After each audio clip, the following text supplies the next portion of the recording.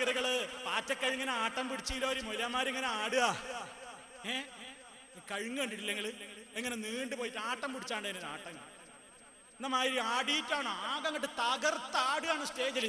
കേട്ടോളി നിങ്ങൾ ആ ദിക്കറിന്റെ ഡിസ്കോ ദിക്കറിന്റെ ചില മോഡലുകൾ കൂടി കേട്ടിട്ട് അതുകൂടി ഒന്ന് വിലയിരുത്താം നമുക്ക്.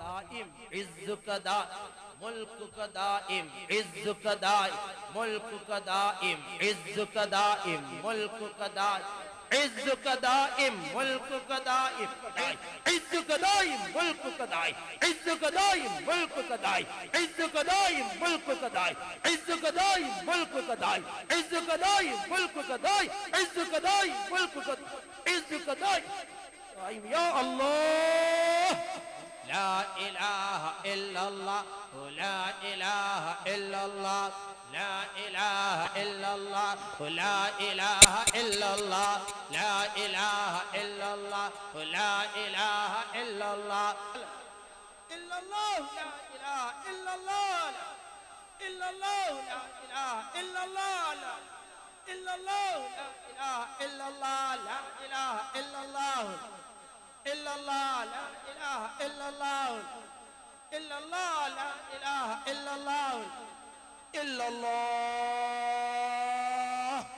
يا حي يا قيوم يا حي يا قيوم يا حي يا قيوم يا حي يا قيوم حي يا قيوم حي يا قيوم حي يا قيوم حي يا قيوم حي يا قيوم حي يا قيوم. അള്ളാഹുവിന്റെ റസൂലിന്റെ കാലത്ത് പുറക്കത് ഒരാള് ദുആ ചെയ്തപ്പോ പറഞ്ഞു, നിങ്ങൾ പൊട്ടനെയല്ല ചെകിട് പൊട്ടനെയല്ല വിളിക്കണത് അള്ളാഹനെയാണ്.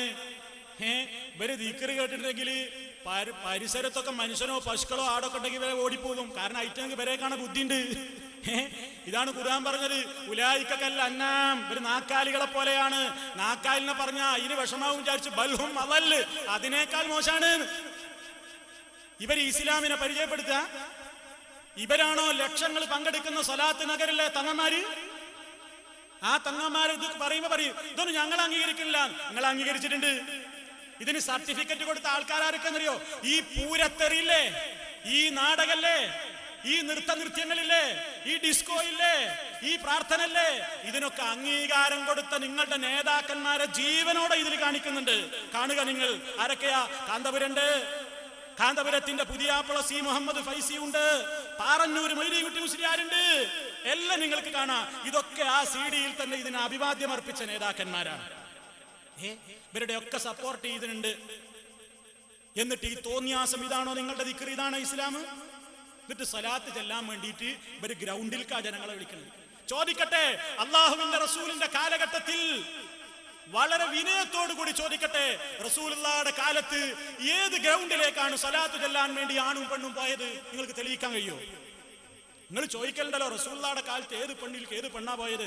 ഞങ്ങൾക്ക് ഒരുപാട് തെളിവുണ്ട്. അള്ളാഹുയുടെ റസൂലിന്റെ കാലത്ത് ആയിഷ ബീവി ഏത് മൈതാനത്തേക്കാ സലാത്ത് ചെല്ലാൻ പോയത്? അബൂബക്കർ സിദ്ദീഖ് ഏത് മൈതാനത്തേക്കാ സലാത്ത് ചെല്ലാൻ പോയത്? 27 രാവിലോ അല്ലാത്തതോ ആവട്ടെ, ഏത് രാത്രിയിലാ പോയത്?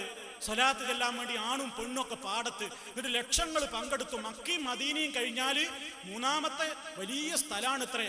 കോണോമ്പാറയും മുട്ടിപ്പടിയൊക്കെ സലാത്ത് നഗർ അല്ലേ? എന്നിട്ട് ആ സലാത്ത് നഗർ നിങ്ങൾക്ക് നടത്താം.